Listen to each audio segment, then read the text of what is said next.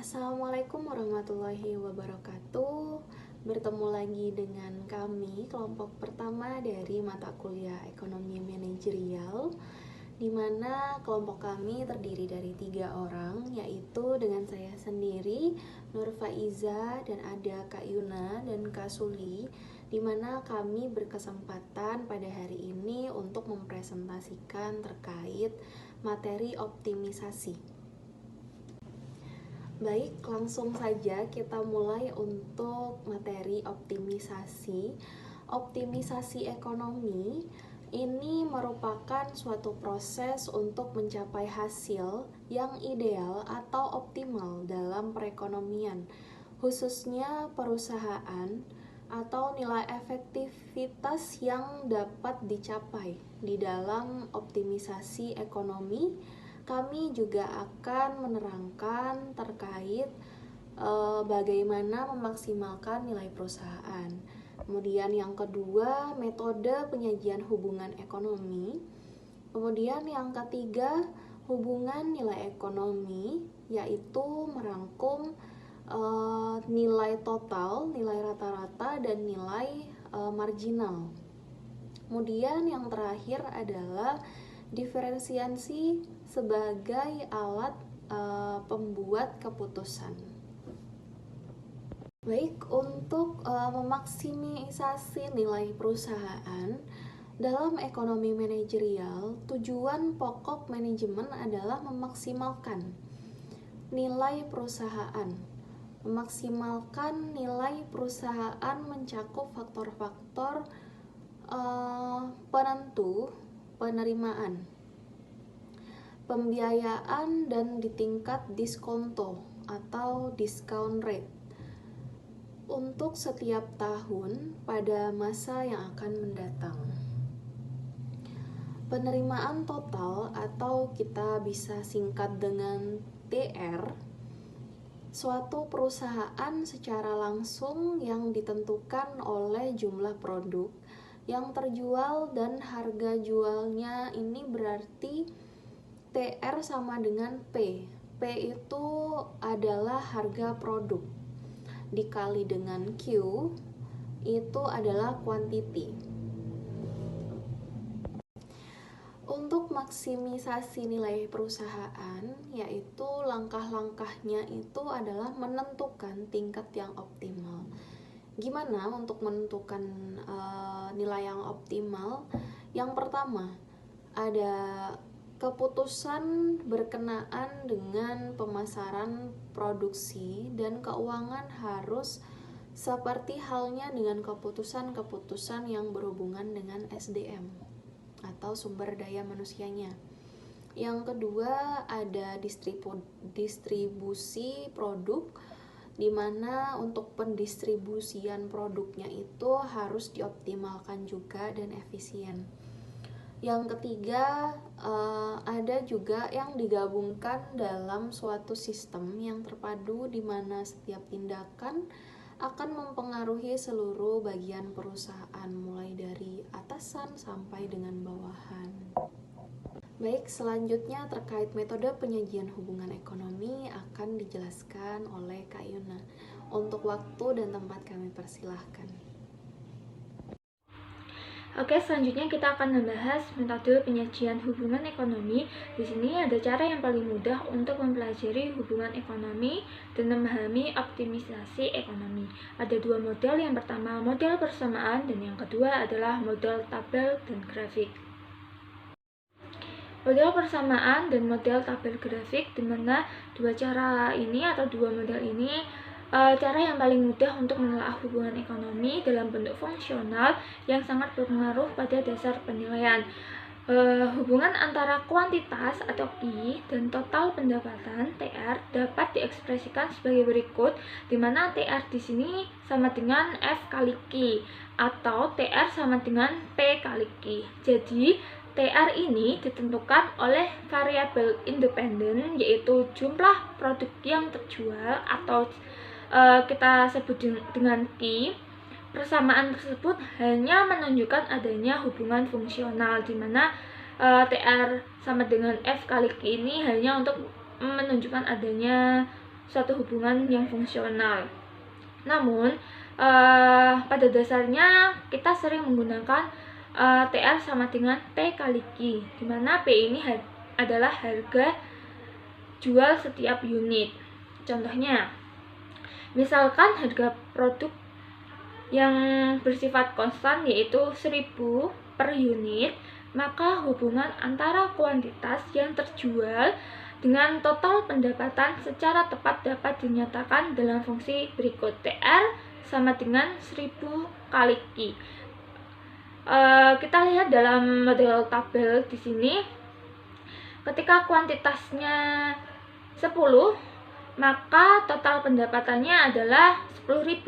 Dari mana? TR sama dengan 1000 kali Q. Q di sini 10, jadi mendapatkan 10.000. Begitu juga selanjutnya, ketika total kuantitas produknya itu 20, maka total pendapatannya adalah 20.000.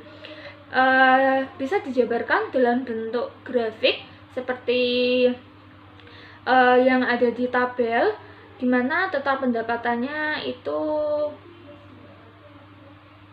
disambungkan dengan kuantitas produk yang menghasilkan model grafik seperti yang ada di dari model tabel. Hubungan antara TR dan Q bisa digambarkan dalam model grafik, di mana sumbu Y ada total pendapatan dan sumbu X ada kuantitas produk yang terjual. Selanjutnya ada hubungan biaya total, rata-rata, dan marginal. Hubungan marginal didefinisikan sebagai perubahan variabel dependen dari suatu fungsi yang disebabkan oleh perubahan salah satu variabel independen dalam suatu unit. Dalam fungsi TR ini, penerimaan marginal atau sering disebut dengan MR adalah perubahan penerimaan total yang disebabkan oleh perubahan satu unit barang yang terjual. Hubungan antara nilai total, nilai rata-rata, dan nilai marginal. Di sini ada tabel yang menghubungkan antara tadi nilai total, marginal, dan rata-rata dalam sebuah fungsi laba. Di mana tabel ke-1 dan kedua ini, kuantitas dan laba total ini menunjukkan output dan laba. Sedangkan tabel ketiga, laba marginal, ini menunjukkan laba marginal untuk setiap perubahan unit output. Dan yang tabel keempat ini menunjukkan laba rata-rata untuk setiap tingkat output, di mana kuantitas 1 menghasilkan laba total 19, laba marginal 19, dan laba rata-rata 19. Ketika tingkat output itu bertambah menjadi 2, laba total menjadi 52, laba marginal 33, dan laba rata-rata 26, di mana laba marginal ini didapat dari 52 dikurangi 19, hasilnya 33. Sedangkan laba rata-rata ini didapat dari laba total dibagi kuantitas, yaitu 52 dibagi 2. Begitupun selanjutnya, ketika laba totalnya 93, laba marginal dapat 41, dan laba rata-rata 31. Nah, hubungan antara nilai total dengan marginal dalam analisis jadi hubungan antara nilai total dengan marginal antara analisis pengambilan keputusan berperan penting, karena jika nilai marginal tersebut negatif, maka nilai total akan turun. Oke, akan saya lanjutkan ke slide yang berikutnya. Di slide berikutnya ini terdapat sebuah tabel yang menunjukkan hubungan nilai total, rata-rata, dan marginal. Hubungan antara nilai total dengan marginal dalam analisis pengambilan keputusan berperan sangat penting, karena jika nilai marginal tersebut negatif, maka nilai total akan turun. Seperti pada tabel yang digambarkan pada tabel tersebut, Q adalah kuantiti, laba total biasanya disingkat dengan TC atau total cost, laba rata-rata disingkat dengan AC atau average cost, Yang selanjutnya adalah laba marginal yang disebut dengan marginal cost. Rumusnya adalah untuk mendapatkan average cost adalah TC dibagi dengan Q atau quantity. Jadi untuk mendapatkan average cost, rumusnya adalah total cost dibagi dengan quantity. Sedangkan untuk mendapatkan MCA marginal cost, rumusnya adalah delta TC dibagi dengan delta Q. Sedangkan apa yang disebut dengan delta TC? Delta TC adalah TC kedua dikurangi TC pertama, atau yang bisa disebut dengan TC yang sekarang dikurangi TC yang sebelumnya. Sedangkan untuk mendapatkan delta Q adalah kuantiti yang sekarang dikurangi dengan kuantiti yang sebelumnya. Hubungan antara nilai rata-rata dengan marginal juga penting dalam pembuatan keputusan manajerial, karena nilai marginal menunjukkan perubahan dari nilai total. Maka jika nilai marginal tersebut lebih besar dari nilai rata-rata, pasti nilai rata-rata tersebut sedang naik. Sedangkan penurunan kurva total dari kurva marginal rata-rata seperti yang digambarkan pada tabel atau gambar tersebut, yaitu penurunan laba total dari kurva laba rata-rata B. Laba total adalah laba rata-rata dikalikan jumlah output. Sedangkan laba total yang sesuai dengan output, yaitu Q1 misalnya, adalah laba rata-rata A dikalikan output atau Q1.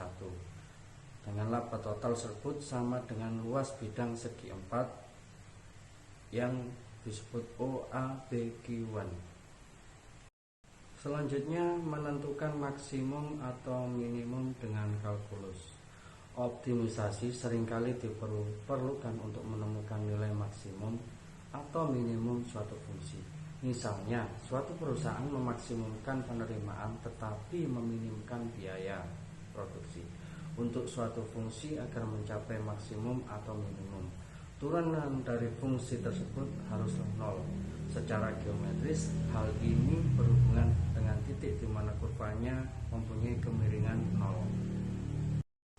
Slide yang berikutnya adalah mengenai optimalisasi kendala. Dalam proses pengambilan keputusan yang dihadapi para manajer, ada beberapa kendala yang dihadapi para manajer, dan ada berbagai kendala yang membatasi pilihan-pilihan yang tersedia bagi para manajer tersebut. Nah, masalah optimisasi terkendala ini dapat dipecahkan dengan berbagai cara. Dalam berbagai kasus, jika persamaan kendala yang terlampau rumit, kita mampu memecahkan masalah tersebut. Kita mampu memecahkan persamaan kendala tersebut untuk salah satu dari variabel-variabel pengambilan keputusan terlebih dahulu. Kemudian mensubstitusikannya ke dalam fungsi tujuan. Apakah perusahaan tersebut bertujuan memaksimumkan atau meminimumkan? Di sini dibagi menjadi dua tabel, yaitu masalah maksimisasi. Masalah maksimisasi ini rata-rata untuk maksimisasi laba atau penerimaan atau output.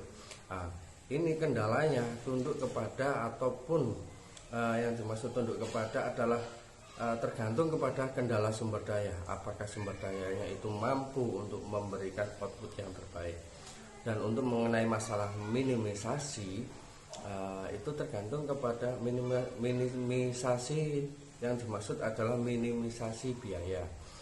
Itu tergantung atau tunduk kepada kendala kuantitas ataupun kualitas output. Sekian presentase dari kelompok kami, kurang dan lebihnya kami mohon maaf yang sebesar-besarnya. Wallahul muwaffiq ila aqwamit thoriq wal 'afwu minkum. Wassalamualaikum warahmatullahi wabarakatuh.